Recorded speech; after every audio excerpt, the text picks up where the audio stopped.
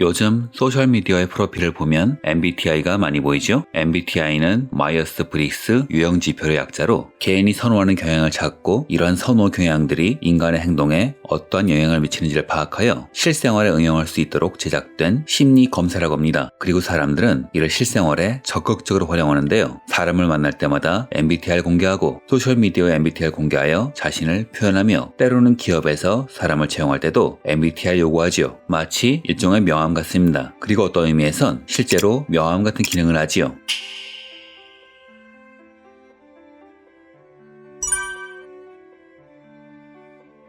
MBTI 검사는 여러 형태의 문제를 풀며 진행됩니다. 인터넷에서 간단하게 할 수 있는 테스트는 수십 개의 문제만 풀면 되지만 대학 연구소에서 만든 문제는 그 이상을 물어보기도 하죠. 문제가 많을수록 사람을 파악하는 게 쉽기 때문일까요? 제가 대학에서 받은 검사는 무려 4시간이 걸렸습니다. MBTI는 1920년대와 1930년대에 캐서린 쿡 브릭스와 그녀의 딸 이자벨 브릭스 마이어스가 칼 융의 심리학 이론을 바탕으로 개발했습니다. 1943년에 처음 발표된 이후 지속적으로 연구와 개선이 이루어졌지요. 이후 1962년에 매뉴얼이 출판된 후 캘리포니아 대학교 인격 및 사회연구소장인 도널드 맥키넌, 미시간 주립대학교 및 오번 대학교 교수인 해롤드 그랜트, 플로리다 대학교의 메리 맥카울리가 이를 보완했지요. 이후 MBTI는 초기에는 주로 진로 상담과 교육 분야에 사용되었으며 이후 조직에서의 성격 분석 및 리더십의 분석에도 사용되었습니다. 사람을 파악하는 것, 그 사람의 성향을 파악하는 것은 인간관계의 오래된 숙제죠. 그래서 기업에서는 MBTI에 아주 관심이 많은데요. 한 예로 SH 수협은행의 신입행업 공채 때는 본인의 MBTI 유형을 적고 그의 장단점에 대해 서술하라 라는 문항이 있었고, 아워홈, LS전선 등 규모가 있는 기업은 입사 시에 MBTI 유형을 요구하기도 했지요. 하지만 이건 여러모로 위험하다고 하는데요. 첫째로 성격 유형과 직무 역량과의 관계는 분명하지 않기 때문이죠. 조직에서의 성격 유형을 파악하는 것이지 직무 역량을 파악하는 게 아니니까요.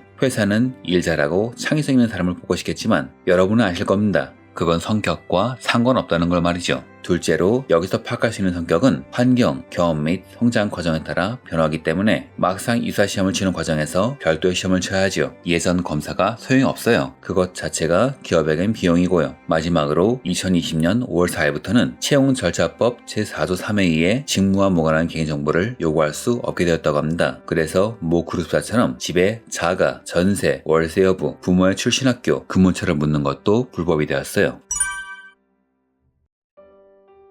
물론 성격 분석을 위한 도구는 MBTI만이 아니죠. 상당히 종류가 많습니다. 빅5 성격 특성 이론은 성격을 5가지 주요 특성, 외향성, 우호성, 성실성, 신경성, 그리고 경험에 대한 개방성으로 나눠 설명합니다. 16 퍼스널리티는 MBTI와 비슷하게 16가지 성격 유형을 분석하는 것이지만 각 유형은 역할과 전략으로 더 세분되지요. 디스크 성격 프로파일은 지배력, 영향력, 안정성, 성실성의 4가지 성격 특성을 측정합니다. 엔니어그램은 9가지의 성격 유형을 제공하며 스트렝스 파인더는 개인의 장점과 강점을 찾지요. 34가지 장점 테마를 제공합니다. 이런 성격 유형 분석 도구들과 MBTI는 몇 가지 차이점이 있는데요. MBTI가 개인이 선호하는 성향을 기반으로 성격 유형을 분류한다면 다른 도구들은 개인의 행동, 사고, 감정 등을 설명하고 예측하는 역할을 하며 MBTI가 사실상 4개의 이분법인 반면 다른 도구들의 분류 방식은 이분법은 아니죠. MBTI가 I나 E 등으로 가른다면 다른 도구는 전혀 다른 방식으로 가른다는 이야기입니다. 또한 MBTI는 유형론에 기반을 두지만 다른 도구는 특질론에 기반을 두고 있지요.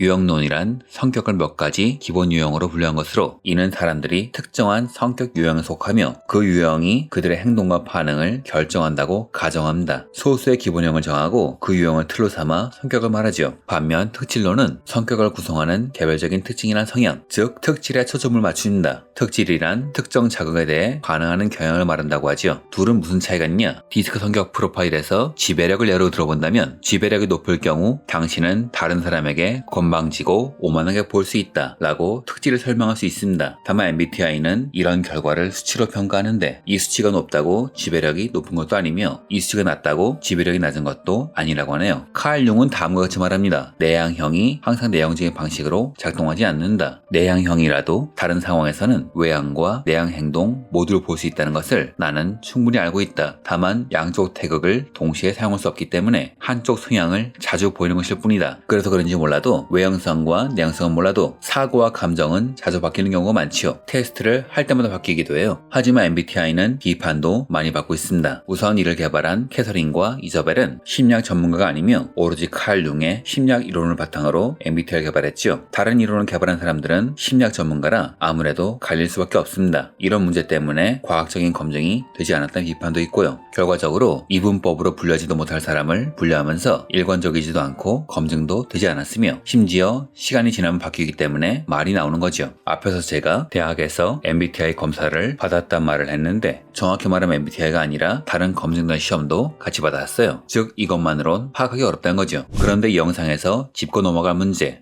왜 사람들은 MBTI에 열광할까요?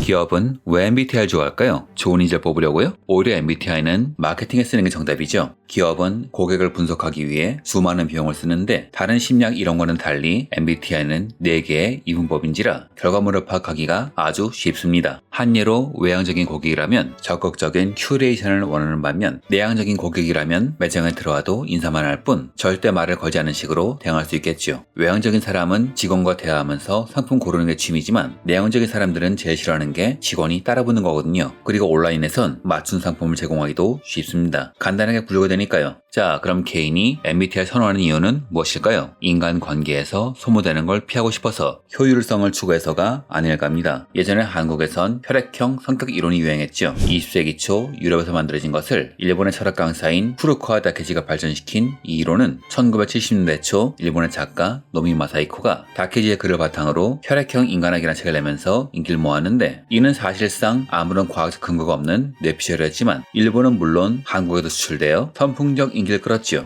일본 사회에서 이 이론이 인기를 끌었던 이유는 혼내와 다테마에 겉과 속이 달라서 상대를 파악하기 어려운 일본인이 상대를 빨리 파악하고픈 욕구에서 비롯되었다는 말이 있습니다. 이를 관계의 표면성, 대인 관계가 겉으로 보이는 형태에 초점을 맞추는 현상이라는데요. 다른 말로는 회피형 애착 스타일이라고 하지요. 자신의 감정을 표현하지 않고 타인의 감정을 이해하지 않으며 스트레스에 지극히 민감하기 때문에 이를 피하려는 현상. 일본 사회에서 개인주의가 강해졌기 때문에 발생한 이 현상은 최근엔 한국에서도 나타나고 있습니다. 현재 대한민국은 우리가 남이가 식의 집단주의 문화에서 사회 발전과 함께 개인주의 문화로 바뀌어가고 있죠. 예전엔 상세 지시를 잘 듣고 비율 맞춰 점수를 쌓아가면서 성공을 했다면 지금은 사회상, 교육 등 여러 가지 문제로 자기 실력으로 성공해야 한다는 인식이 더욱 강해졌죠. 이런 사회에서는 독립성이 중요하며 상대와의 이런저런 탐색전은 별로 중요하지 않다고나 할까. 굳이 필요가 없습니다. 오히려 탐색전을 하면서 자신의 약점을 노출할 수도 있고 가뜩이나 바쁜 현대사회에서 이건 시간 낭비니까요. 그래서 사람들이 MBTI를 선호하는 게 아닐까요? 상대가 쉽게 분류되기 때문에 빨리 파악되거든요. 예를 들어 썸을 타는 사람이 INFP라고 하면 이 사람은 내향형이기 때문에 돌아다니는 데이트는 별로 안 좋아할 테고, 그리고 의미 있는 관계를 중시하기 때문에 뭐든 딱 잘라 말하는 ISTP와 같은 사람과는 상극이다 라고 분류가 되는 겁니다. 그게 맞다는 이야기는 아니에요. 분류가 된다는 것이죠. 즉 상대방을 분류하기 쉬워서 선호되는 것이며 이는 한국 사회 사유상에 맞기도 합니다. 왜냐하면 앞에서 말씀드렸듯 MBTI는 유형이기 때문에 우열이 없습니다. 혈액형 이론이야 B형이 괴상한 사람이라는 이상한 편견이 붙어서 때로는 혈액형을 묻는 것이 무례하다는 인식이 있지만 MBTI는 유형이기 때문에 어떤 유형이 나와도 신뢰가 아니죠. 오히려 예전 사람들이 가문과 고향을 물어보는 것처럼 공감대를 빨리 찾는 게 가능합니다. 쓸데없는 탐색전 없이 말이죠. 또한 한국은 원래 사준이 신점이니 혈액형이니 시비간지니 여러 가지 분류에 익숙하기 때문에 MBTI를 분류하는 게 익숙한 문화를 갖고 있으며 마지막으로는 자기 자신을 쉽게 이해할 수 있다고 생각하기 때문이죠. 사실 인간에게 어려운 숙제는 타인을 이해하는 것이지만 그보다 더 어려운 것은 자기 자신을 이해하는 것입니다. 때로는 이에 수십 년을 쓰기도 하죠. 그런데 이런 엄청난 대계를 검사 한 방에 해결할 수 있다면 얼마나 매력적이겠어요. 하지만 앞에서 말씀드렸듯 과학적인 검사는 아니므로 인간관계 형성을 위한 재미란 모를까, 사람을 판단하는 절대적 가치로 생각하는 건 좀 아니라는 생각이 드네요. 영상은 이걸로 마치겠습니다. 마지막으로 제 MBTI가 뭐냐면요, 당연히 비밀이죠.